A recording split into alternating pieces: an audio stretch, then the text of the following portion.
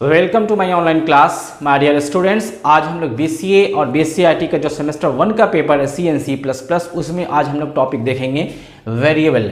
Variable क्या होते हैं, इसकी क्या इंपॉर्टेंस है, इसका यूजेस क्या है, कैसे डिक्लेयर करते हैं, कैसे डिफाइन करते हैं, वैल्यू को कैसे डालते हैं, वो तमाम चीज़ आज के लेक्चर में हम लोग सीखेंगे। तो सबसे पहले ब्रीफ डेफिनेशन देखते हैं। वेरिएबल होता है क्या है, it is a data name, किसी डेटा का नाम को कहते हैं, that is use to store a data value.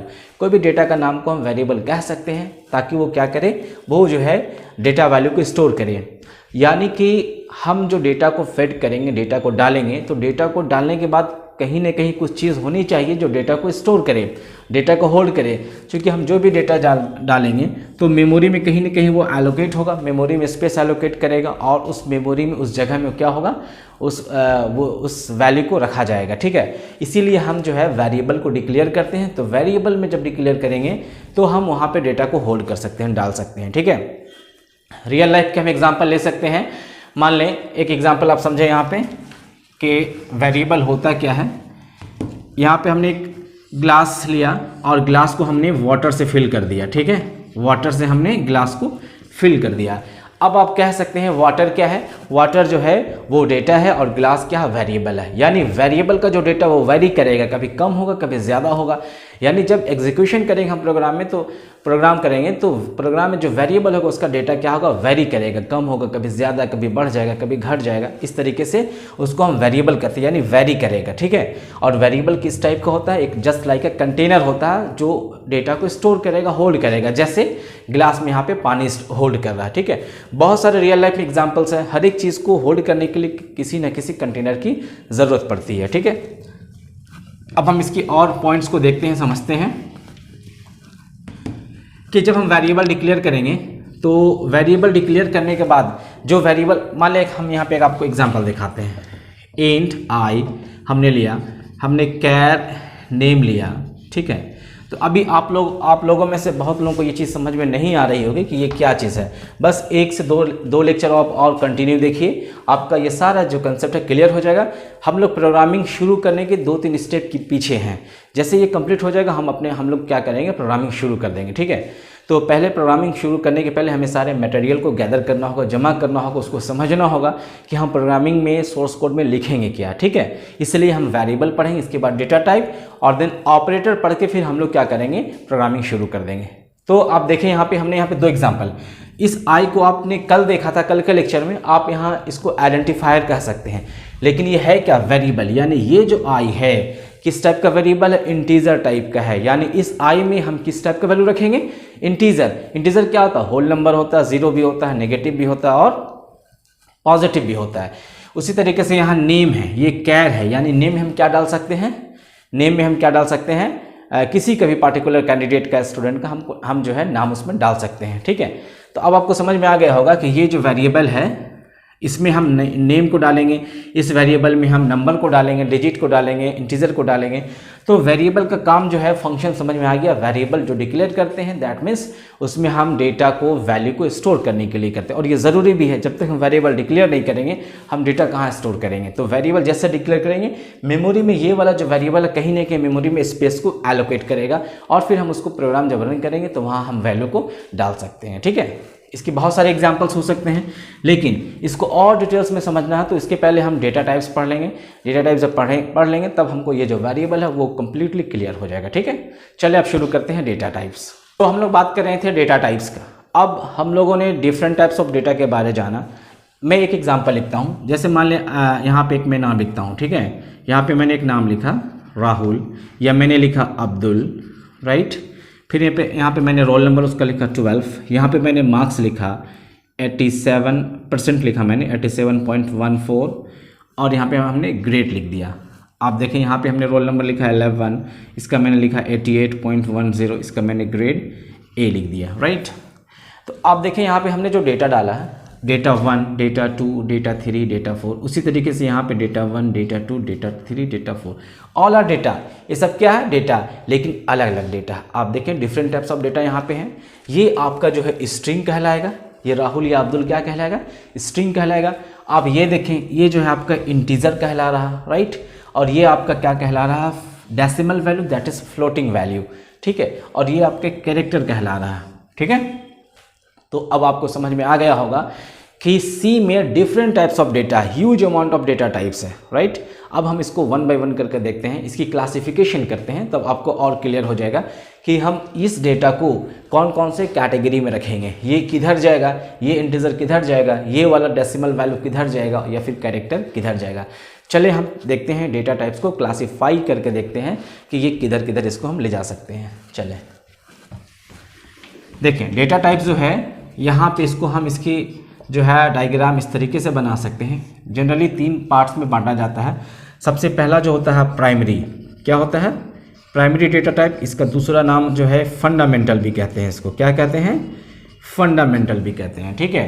दूसरा जो होता है ये डेराइव्ड होता है, क्या होता है, डेराइव्ड डेटा टाइप। और तीसरा जो होता है user defined data type, user defined data type. ये डेराइव डेटा टाइप और यूज़र डिफाइंड डेटा टाइप ये एक अलग लेक्चर हो जाएगा, इसको हम लोग बाद में डिस्कस करेंगे। आज हम लोग को सीखना है फंडामेंटल डेटा टाइप सीखना है, और जब ये सीख जाएंगे तब हम प्रोग्रामिंग शुरू करेंगे। क्योंकि ये जो है बाद में चैप्टर पढ़ना होगा, जैसे एरे का आपने नाम सुना होगा, स्ट्रक्चर का आपने नाम सुना होगा, पॉइंटर आपने जाना होगा, तो हम लोग अलग अलग चैप्टर पढ़ेंगे तो आपका जो डेराइव डेटा टाइप वहाँ पे आपका क्लियर हो जाएगा। उसी तरीके से यूज़र डिफाइंड डेटा टाइप के लिए भी एक अलग से लेक्चर हमको देना होगा ताकि आपको क्लियर समझ में आ जाए, ठीक है। तो आज के लेक्चर में हम लोग देखेंगे ये जो प्राइमरी या फंडामेंटल डेटा टाइप क्या होता है, ठीक है।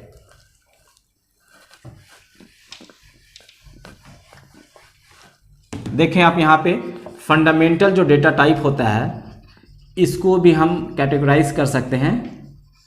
फंडामेंटल डेटा टाइप को सबसे पहला हम कर सकते हैं इंट है, फिर है कैर है, फ्लोट है, डबल है, उसके बाद क्या है इंट कैर फ्लोट डबल, उसके बाद क्या है यहाँ पे वॉइड है, ठीक है।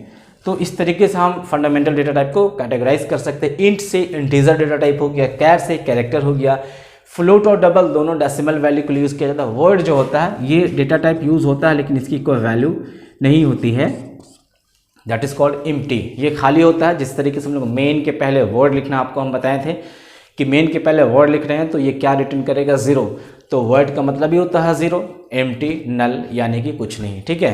तो हम लोग अब बात करेंगे इंटीजर के बारे में जानेंगे, कैरेक्टर के बारे, फ्लोट के बारे और डबल के बारे में जानेंगे, ठीक है। चलें सबसे पहले हम दिखाते हैं आपको इंटीजर के बारे में क्या होता है ये। देखिए अगर हम यहाँ पे इंटीजर इस तरीके से डिफाइन करेंगे, इंटीजर इसको शॉर्ट में कैसे लिखते हैं, इंट लिखते हैं, ठीक है। जब आप प्रोग्रामिंग करेंगे तो आप लिखेंगे इंट आई, इंट जे, इंट के, इंटीजर पूरा नहीं लिखना है, ठीक है। तो इंट को अगर हम डिफाइन करेंगे तो एक होगा साइंड और दूसरा होगा अनसाइंड। आपको मालूम है इंटीजर क्या होता है, होल नंबर होता है, नेगेटिव भी होता है, पॉजिटिव भी होता है और 0 भी होता है, ठीक है। लेकिन फिर यहाँ साइंड और अनसाइंड डिफाइन करने की क्या ज़रूरत है, इसलिए कि बाय डिफ़ॉल्ट सी कंपाइलर में जो है वो साइंड वैल्यू होता है, यानी नेगेटिव भी डाल सकते हैं, पॉजिटिव भी डाल सकते हैं, और अनसाइंड का मतलब होता है सिर्फ और सिर्फ पॉजिटिव वैल्यू डाल सकते हैं, ठीक है। तो इसमें क्या होगा, साइंड और अनसाइंड दोनों में हो जाएगा। जैसे इंट का हम टाइप मॉडिफायर यहाँ पे कर सकते हैं, जैसे सबसे पहले क्या होगा शॉर्ट इंट, फिर क्या होगा इंट, फिर क्या होगा लॉन्ग इंट, यानी इसकी टाइप मॉडिफायर। टाइप मॉडिफायर का मतलब क्या होता है, इसको हम ऐसे इस तरीके से दिखाते हैं कि मान लीजिए शॉर्ट इंट का ये साइज़ क्या हो जाएगा और इसकी रेंज क्या हो जाएगी, ठीक है। ये दोनों चीज़ हम लोग को समझना है कि शॉर्ट इंट का जो साइज़ होगा वो 1 बाइट होगा, कितना होगा 1 बाइट की साइज़ होगी, ठीक है। इंट का साइज़ क्या होगा 2 बाइट का हो जाएगा, और लॉन्ग इंट का क्या हो जाएगा 4 बाइट का साइज़ हो जाएगा। आप देखें अब ये साइज़ को हम लोग मॉडिफाई क्यों किए, इसलिए किए कि अभी आपको 1 गिलास पानी की ज़रूरत थी, आपने 1 गिलास पानी पी लिया, ठीक है, गिलास में ज़रूरत पड़ गई, राइट। लेकिन आपको उससे ज़्यादा पानी की ज़रूरत है तो आप क्या करेंगे, बड़ा बाल्टा लेंगे अपना, ठीक है, और इस बाल्टा में आप क्या करेंगे पानी भरेंगे। उससे ज़्यादा ज़रूरत पड़ेगी तो आप क्या लेंगे, बड़ा सा ड्राम लेंगे, वहाँ पानी फिल करेंगे। लेकिन आपको बहुत कम अमाउंट में चाहिए तो आप क्या करेंगे, आपको बहुत कम अमाउंट में पानी चाहिए तो आप इसका यूज़ नहीं करके क्या करेंगे, छोटी गिलास का यूज़ करेंगे। तो मतलब ये हुआ कहने का कि हमें जितनी ज़रूरत होगी उतना ही हम यूज़ करेंगे। बेकार का मेमोरी में हम उसको डाल के मेमोरी को हम कंजस्टेड क्यों करेंगे, जगह को क्यों एलोकेट ज़्यादा करेंगे। जितनी ज़रूरत होगी उतना लेंगे और जितनी ज़रूरत नहीं होगी हमको उसकी कोई ज़रूरत नहीं है, ठीक है। तो ये इसकी साइज़ हो गई 1 बाइट, इंट का 2 बाइट और लॉन्ग इंट का 4 बाइट। अच्छा, अब थोड़ा साइज़ समझ लेते हैं। जैसे 1 बाइट का क्या मतलब होता है, 1 byte is equal to 8 bit, right. Bit क्या होता है, बाइनरी डिजिट, 0 1 1 0, ये क्या है, बिट है, बाइनरी डिजिट है। तो 8 बिट इक्वल टू कितना हो गया, 1 बाइट। तो 2 बिट्स इक्वल टू कितना हो गए, 16 बिट्स। 4 बाइट इक्वल टू कितने हो गए, 4 × 8 32 बिट्स, ठीक है। तो हम बिट या बाइट के हिसाब से हम उसकी रेंज निकालते हैं। क्या करते हैं, बिट या बाइट के हिसाब से उसकी हम रेंज निकालते हैं। मैं आपको एक रेंज निकाल के मैं दिखाता हूँ। अगर आप रेंज निकालने का तरीका मालूम हो गया तो इस सारे का आप रेंज निकाल सकते हैं, ठीक है। चलिए हम 1 बाइट का रेंज निकालते हैं कि रेंज कहाँ से कहाँ हो सकता है। मान लीजिए 8 बिट लेते हैं, ठीक है। 1 2 3 4 5 6 7 8, 1 2 3 4 5 6 7 8, ठीक है। बिट है तो 2 का पावर यहाँ 0 कीजिए, 2 का पावर 1 कीजिए, 2 का पावर 2 कीजिए, 2 का 3, 2 का 4, 2 का 5, 2 का 6, 2 का 7, राइट। अब सबका वैल्यू को जोड़ते हैं। 2 का पावर 0 का मतलब क्या था, 1 प्लस 2 का वैल्यू पावर 1 तो 2 प्लस 2 का स्क्वायर 4 प्लस 2 का यहाँ 8 प्लस 2 का 4 कितना हो जाएगा 16, यहाँ कितना हो जाएगा 2 का 5 32, फिर यहाँ पे 64, फिर यहाँ पे 128, सबको जोड़ देंगे तो कितना आ जाएगा 255। तो रेंज कितना निकल गया 255। अगर हम अनसाइंड की बात करेंगे तो 0 से 255 तक जाएगा। कहाँ तक जाएगा, 0 से 255 तक जाएगा रेंज, यानी कि उस इंटीजर वैल्यू में आप 255 तक वैल्यू डाल सकते हैं, 256 नहीं डालेंगे। क्यों, इसकी रेंज 255 तक है। या अगर पहले डालना है तो 0 तक ही डालेंगे, माइनस नहीं डाल सकते अगर वो अनसाइंड है, ठीक है। लेकिन अगर साइन होगी, साइन अगर वैल्यू होगा तो फिर ये बढ़ जाएगा ऐसे करके, -128 से 127 तक हो जाएगा, -128 से 127 तक हो जाएगा। आप देखें दोनों को जोड़ेंगे तो कितना आएगा 255 ही आएगा। तो आप देखें कि बिट या बाइट के हिसाब से या बिट के हिसाब से हम इसकी रेंज निकाल सकते हैं, ठीक है। हमने 1 बाइट का रेंज निकाला तो कितना हो गया, अनसाइंड के लिए 0 से 255 तक हो गया और साइंड के लिए इतना हो गया। इसका क्या मतलब हुआ, आप देखें, इसका मतलब ये हुआ अगर आप साइंड इंटीजर ले रहे हैं तो -128 तक वैल्यू डालेंगे, -129 डालना चाहेंगे तो नहीं होगा, 127 तक डाल सकते हैं, 128 तक डालेंगे तो नहीं होगा, ठीक है। ये इसकी रेंज है, लिमिटेशन है। अब आप रेंज समझ सकते हैं, रेंज कहाँ तक जा सकता है, ठीक है।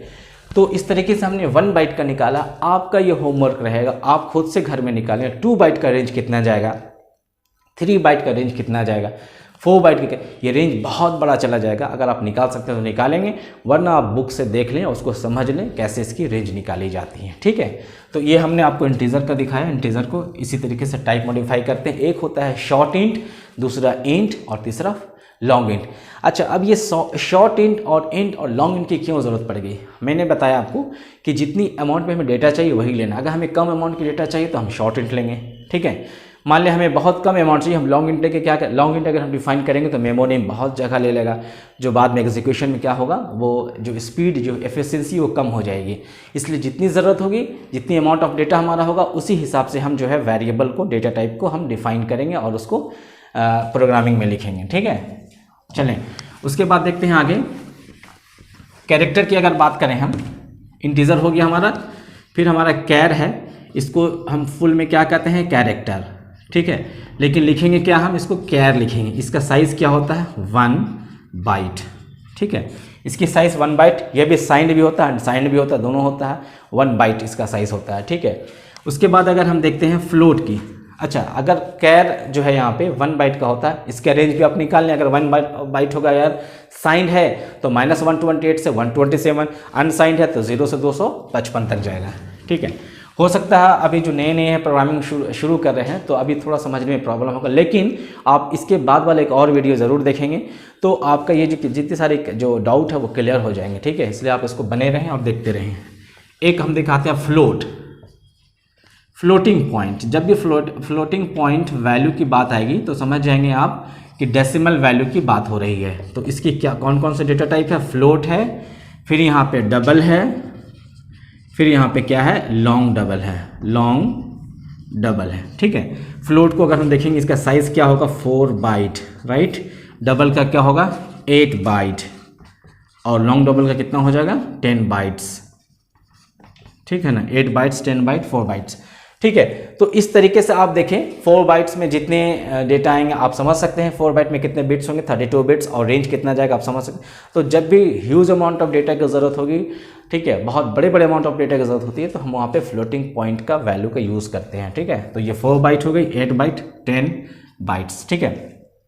अब आप रेंज निकालना चाहते हैं तो मैंने आपको मेथड बता दिया है कैसे रेंज निकालते हैं, आप रेंज निकाल सकते हैं, ठीक है। तो आज के लेक्चर में हमने देखा डेटा टाइप्स के डिफरेंट टाइप्स को हम लोगों ने देखा और सिर्फ फंडामेंटल के बारे हम लोगों ने जाना, जिसमें integer, character, float, double, long double और वॉइड के बारे जाना। बाकी जो डिराइव्ड है और यूज़र डिफाइंड है वो हम लोग का जो चैप्टर आएगा तब हम लोग उसको और डिटेल्स में उसको देखेंगे। और वेरिएबल के बारे में मैंने आपको डेफिनेशन बताया, डिफाइन के वेरिएबल क्या होता है। नेक्स्ट लेक्चर में अब आपको मैं बताऊंगा वेरिएबल को डिक्लेयर कैसे करते हैं, डिफाइन कैसे करते हैं, स्टोर कैसे करते हैं वैल्यू, और उसके बाद जो नेक्स्ट टॉपिक होगा उस पर हम लोग बात करेंगे। आज के लिए इतना ही, आप अपना जो असाइनमेंट पूरा करते रहें, ठीक है। मैं उम्मीद करता हूँ कि आपको समझ में आ गया होगा। Thank you very much.